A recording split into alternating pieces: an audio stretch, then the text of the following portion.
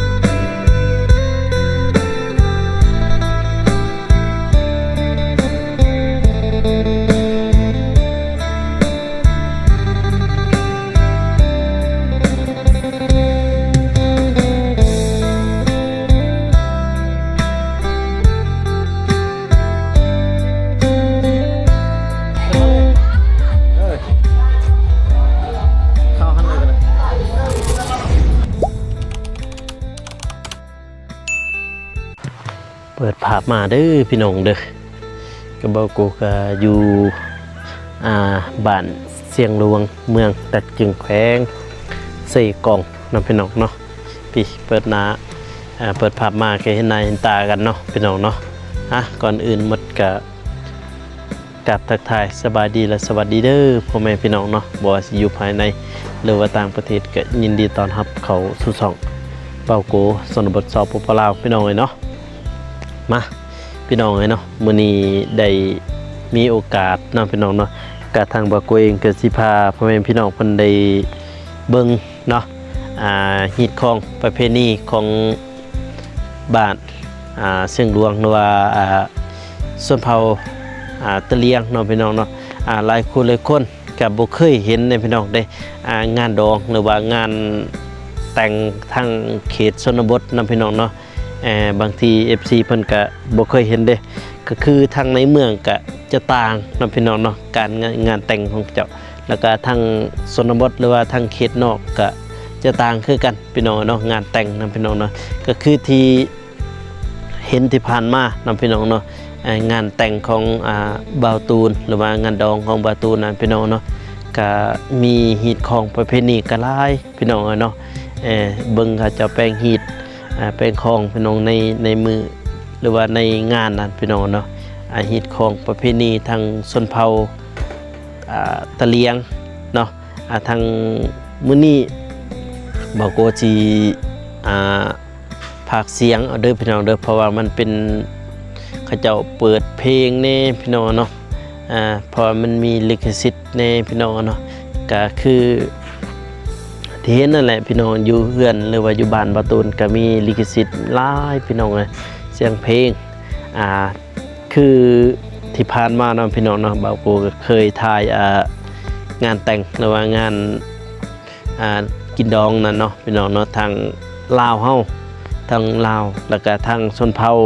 เป็นชนเผ่ากระตูแล้วก็ชนเผ่าตะเลียงเพราะว่าในลาวเฮานี่ในประเทศลาวเฮานี้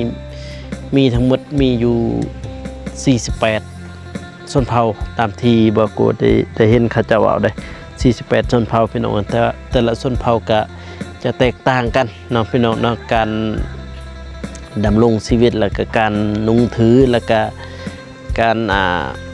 ฮีตของประเพณีนั่นแหละพี่น้องแต่ละชนเผ่ามันก็จะแตกต่างกันไปเนาะพี่น้องเนาะหรือว่าแต่ละหมู่บ้านนั่นเองพี่น้องแต่วันนี้หรือว่ามื้อนี้นะพี่น้องเนาะบ่าวโกสิเสนอให้พ่อแม่พี่น้องเพิ่นได้มาเบิ่งมาฟังนะพี่น้องเนาะแล้วก็มาชมฮีตของประเพณีในงานแต่งดองหรือว่าในงานกินดองของทางชนเผ่าตะเลียงนั่นเองเนาะพี่น้องเนาะเดี๋ยวเราไปเบิ่งไปชมนำกันเด้อพี่น้องเด้อเป็นหมู่ของบ่าวโกนี่แหละพี่น้องเนาะ เจ้าบ่าวก็เป็นหมู่ของบ่โกเจ้าสาวก็เป็นแม่ห้างลูก2พี่น้องเนาะแต่ว่าผู้ชายยังโสดอยู่พี่น้องเนาะยังโสดยังซิ่งนั่นพี่น้องแต่ว่าเจ้าสาวหันเป็นแม่ห่างลูก2พี่น้องเนาะก็แบบว่าก็เท่ากว่าหั่นแหละเท่ากว่าเจ้าบ่าวอีกเนาะพี่น้องเนาะเดี๋ยวเราไปเบิ่งไปชมนำกันพี่น้องเด้องานแต่งในส่วนเผ่าเนาะพี่น้องเนาะส่วนเผ่าหรือว่าส่วนเผ่าตะเลียงนั่นเองพี่น้องเดี๋ยวไปเบิ่งนำกัน let's go มาพี่น้องเนาะนี่แหละภาพบรรยากาศในงานแต่งงานหรือว่าแต่งดองเนาะพี่น้องเนาะอยู่ที่เชียงดวงเมืองดักจิงแพเซกองพี่น้องเนาะนี่บรรยากาศนี่ก็เป็นรูที่เฮือนเจ้าสาวนะพี่น้องนี่ก็เจ้าสาวเจ้าบ่าวเนาะเปิดผามาอีกกันนี่ก็คือเป็นวิธีสาบานนะพี่น้องก็คือดูดเหล้าให้นั่นเองนะพี่น้องเนาะนี่ดูดเหล้าให้ตามฮิตของประเพณีของข้าเจ้าและพี่น้องเนาะก็คือในบ้านบาตูนนั้นจะสิเป็นเบียร์เหล้าเนาะพี่น้องเนาะแต่ว่าทางนี้เขาสิใส่เป็นเหล้าให้พี่น้องเนาะนี่ก็คนใส่เต็มอันน้ำใส่ตัวสีดำพี่น้องนะคนใส่เต็มหันแล้วก็ปล่อยใส่กระคู่คืนหลังจากที่ปล่อยใส่กระคู่แล้วก็ตักกลับมาคืนนะพี่น้องเนาะตักกลับมาคืนแล้วก็ถอกใส่อันนี้คืนนะพี่น้องแล้วก็ไปใส่ตัวเราให้นั่นพี่น้องเลยแบบนั้นนะเห็นบ่นี่คือเราให้แต่สมัยตะกี้เพิ่นพี่น้องเนาะทางส่วนเผาเพิ่นยังใส่อยู่พี่น้องเลยเนาะแบบนี้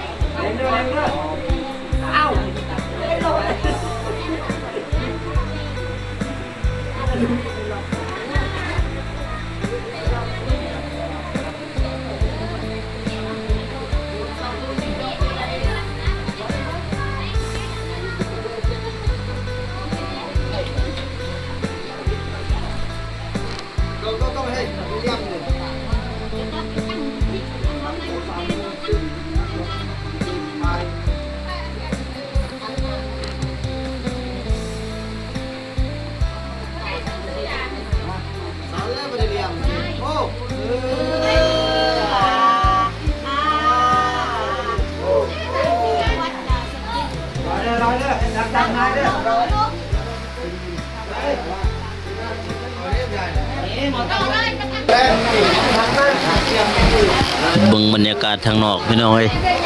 ฝนตกหันบ่ตกอันสิได้อันนั้นถึงแห่ตะมิดเขาเจ้าแห่แหละนี่เป็นบ้านเจ้าสาวนั่นพี่น้องเป็นบ้านเจ้าสาวเลยก็เฮือนเจ้าสาวคันบ่ฝนบ่ตกคันแม่นว่าเอาเจ้าสาวนี่เมื่อบาดเทิงแล้วพี่น้องเอ้ยเนาะฝนลิ้นเลยอยู่นี่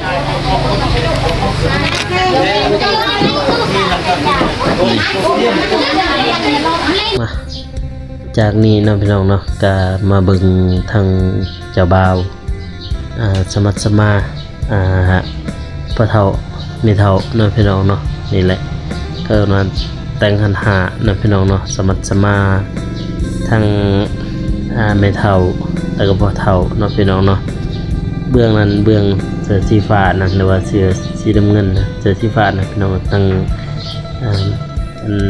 เกิดมาครอบครัวหรือว่าทางฝ่ายเจ้าบ่าวนะพี่น้องนะตอนนี้กำลังแต่ง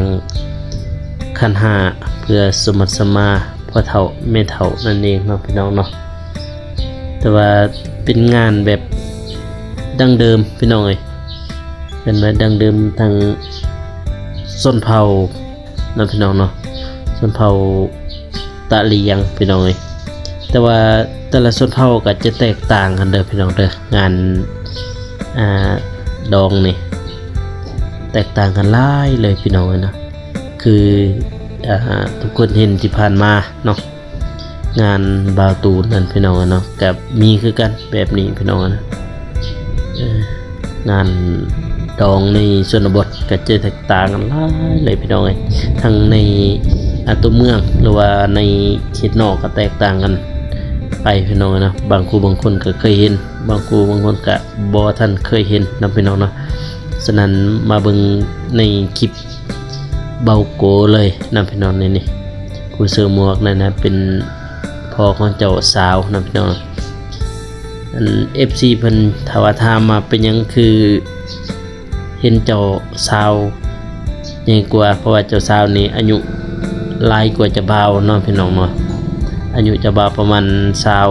26-27ประมาณนั้นพี่น้องนะแต่เจ้าสาวนี่จักว่าเขา30แล้วพี่น้องเนาะเพราะว่าเจ้าสาวนี่ก็เป็นแม่ห้างลูก2พี่น้องเนาะแต่ว่าเจ้าบ่าวนี่ยังสดยังสิ่งอยู่พี่น้องตัดภาพมาได้พี่น้องนะนี่ก็ตอนดูดเราให้นำพี่น้องเนาะนี่แหละมาเราให้พี่น้องจะเปิดภาพมาก็เห็นทางเจ้าบ่าวเจ้าสาวเพิ่นสิดูดเราให้นำพี่น้องเนาะเพื่อเป็น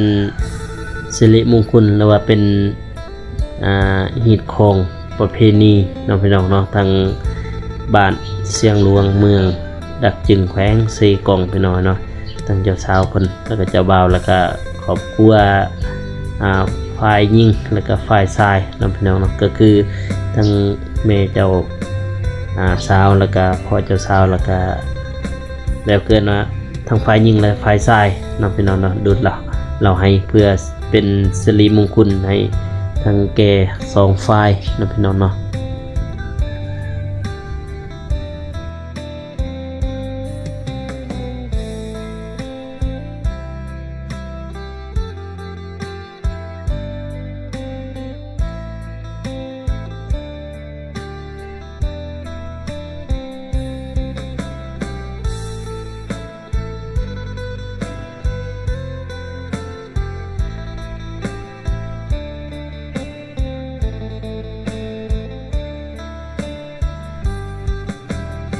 หลังจากที่ว่าดูดเราให้แล้วมันเป็นน้องเนาะทางเจ้าสาวเพิ่นก็สิแต่งข้าวน้ำตามป่าหรือว่าแต่งผ้าเขาให้ทางผู้ที่มาในงานดองน้องพี่น้องเนาะเพื่อเป็นสิริมงคลน้องพี่น้องหรือว่าเคินมาแบบว่า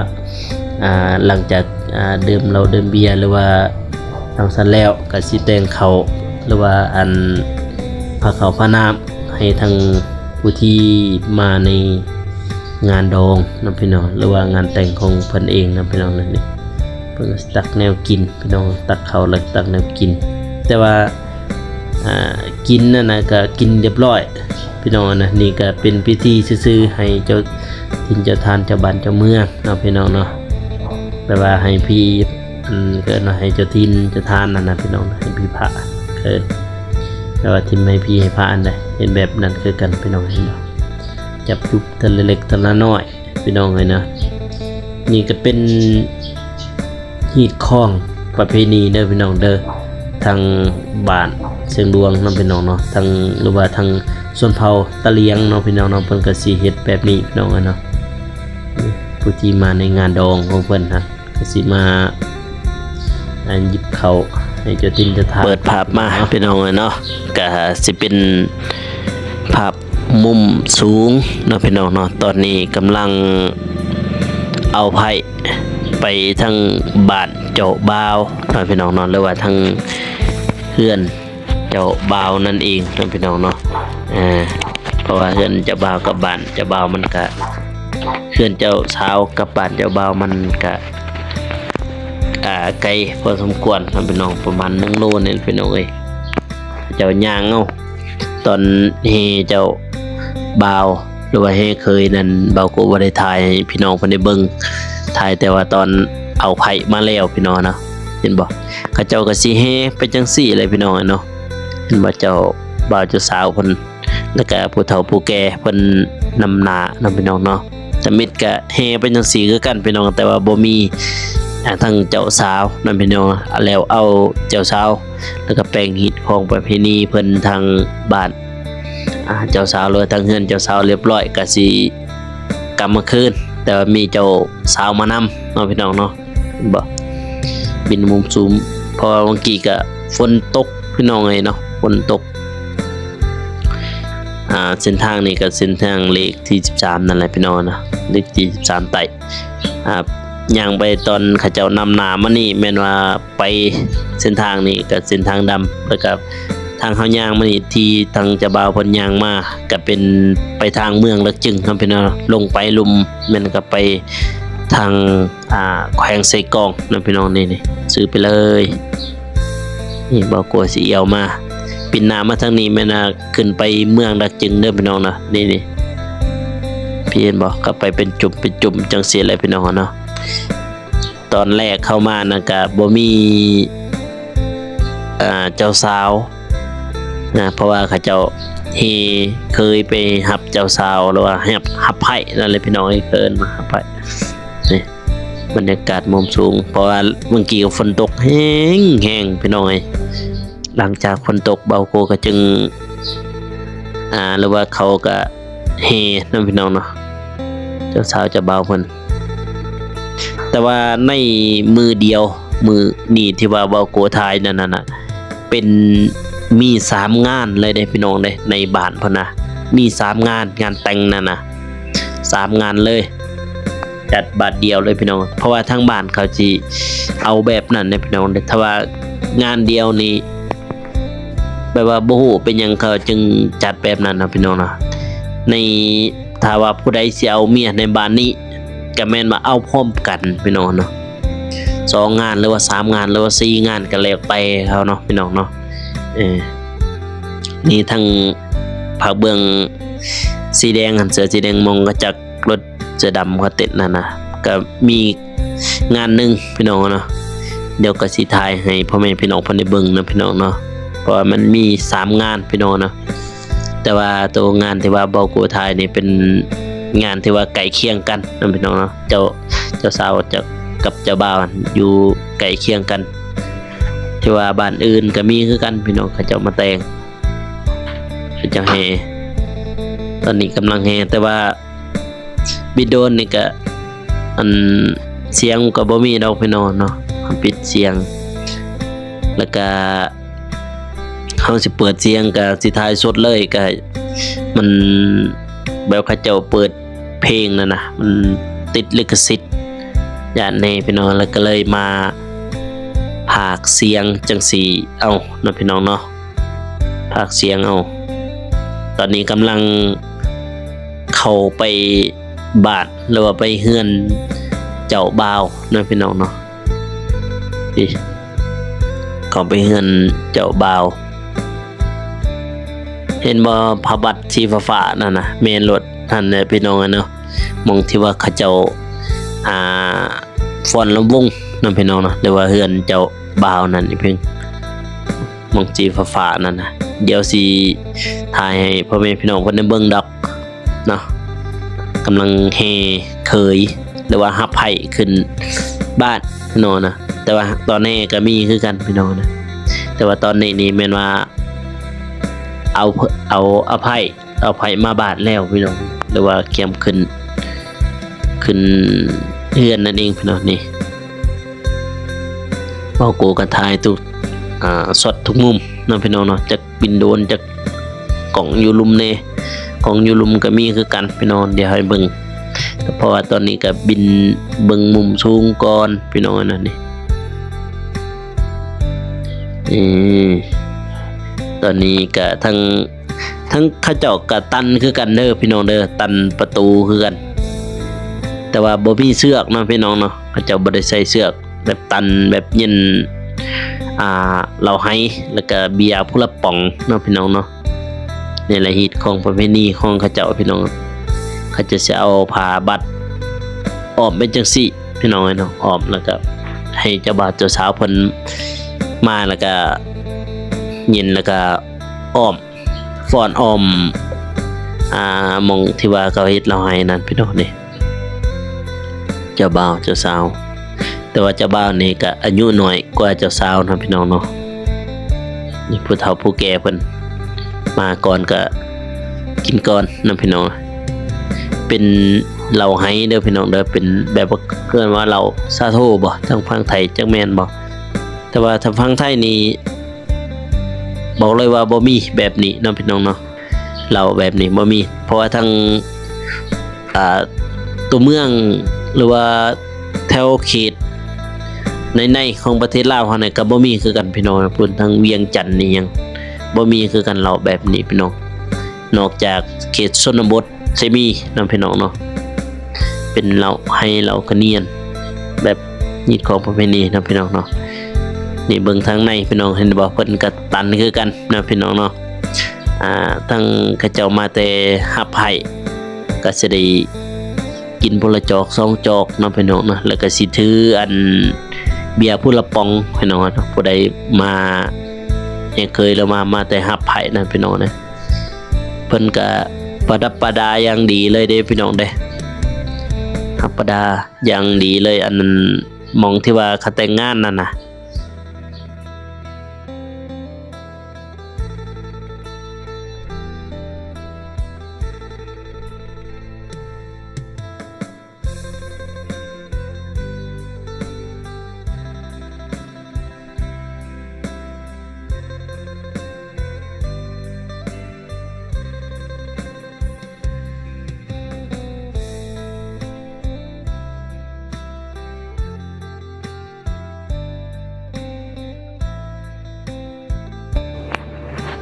จากนั้น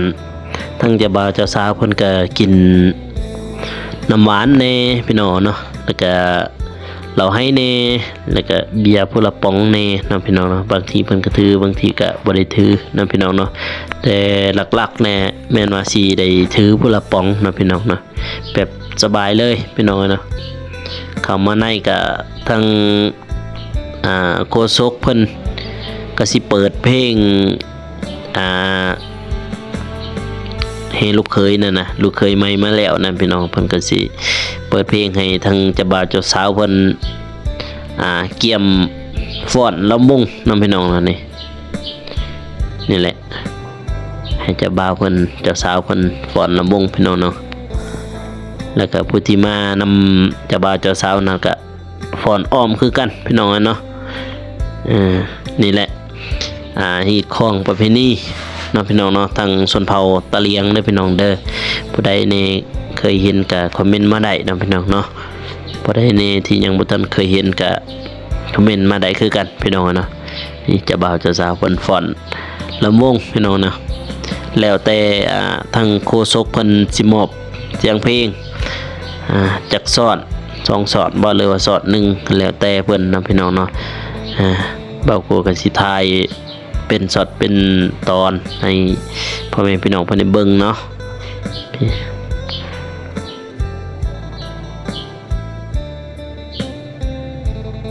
แล้วก็ผู้ใดที่ยังบ่ทันได้เข้ามาก็ยังรอท่าอยู่พี่น้องเนาะรอท่าเห็นบ่เขาจะเอาอันลูกโป่งมาประดับประดาผู้ใดที่ยังบ่ทันได้เข้ามาก็รอท่าเพราะว่าต้องผ่านด้านนี้ก็ต้องได้กินทั้งเราให้แล้วก็ทั้งเบียร์แล้วก็เครื่องดื่มเครื่องหวานนะพี่น้องเนาะแล้วก็สิพาพี่น้องมาเบิ่งอันเราให้นี่เห็นบ่ก็ตั้งเป็นจังซี่เลยเห็นบ่พี่บ่ทันได้อันนี้ได้หั่นบ่ทันได้แกะนี่เจ้าบ่าวเจ้าสาว FC เพิ่นว่าเพราะว่าเบาโกลงในสตอรี่ว่าว้ายเบาโกอันนั้นเจ้าสาวสมาเฒ่าแท้คือเจ้าสาวอันรุ่นเอื้อยเจ้าบ่าวเนาะพี่น้องเนาะเจ้าบ่าวหันกะรุ่นเบาโกนี่แหละพี่น้องเจ้าสาวแม่นว่ารุ่นเอื้อยพี่น้องลูก2แล้วพี่น้องเนาะต่อไปหลังจากนั้นก็เปิดภาพมาพี่น้องเนาะเปิดภาพมาก็สิเป็นงานที่2เด้อพี่น้องเด้อเห็นบ่งานที่2นี่เป้าโซเราให้พี่น้องเอ้ยเราให้เพิ่นทางนี้ก็ทางโฆษกหรือว่าทางเครื่องเสียงเพิ่นเนาะพี่น้องเนาะ แต่ว่าตัวไทยนี่ก็บ่แม่นเบาโกดักไทยพี่น้องครับคนอยู่ในบ้านนั่นแหละเพิ่นจับกล้องเบาโกไปแล้วก็เพิ่นไปถ่ายงานเนาะพี่น้องเนาะเดี๋ยวขึ้นไปเบิ่งทาง